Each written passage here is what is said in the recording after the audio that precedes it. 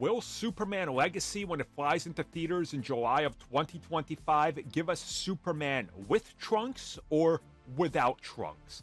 That's a huge ongoing debate that people on both sides have pretty decent arguments for.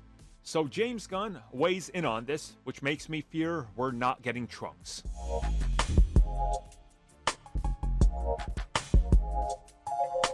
Well, I guess I buried the lead there, but yes, I am all for Superman wearing Trunks. I just like that look.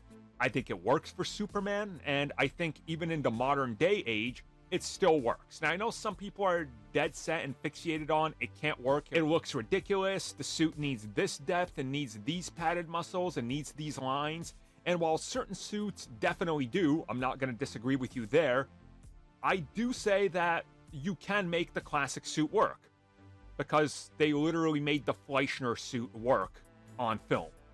Well, okay, TV film, but film nonetheless. My point is that I think it's stupid to say that the Trunks don't work or never work, because they have worked for a long time and do in fact make sense. But also, I will argue that there are designs that honestly look better without Trunks. And one example is, surprise, surprise, the DCEU. I think his suit would have looked absolutely horrendous with Trunks, I'm sorry. And in my opinion, it's because the rest of the suit is so over-designed and complex, it just puts a focus on it that's not needed.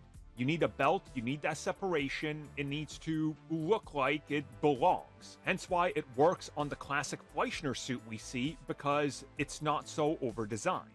Now, I went on this semi-long tirade on this because people have argued on both sides that either you include the Trunks or don't. That's the deciding factor on a good film or not, or a good Superman or not. And James Gunn replied to a lot of people talking about how the best part of Superman and what's going to make the film great is the story.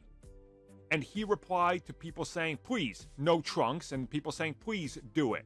And he says to him, it's all dependent on what they're going for, and ultimately, is there a valid reason?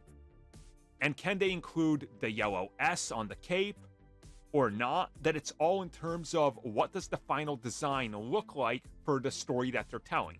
He even mentions, hey, does Superman need a mullet or not? Well, depending on the story. And he says you could do this on and on.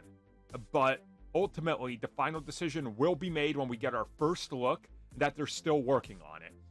So I'm just going to go back to arguing for yes, as long as the suit is simplistic.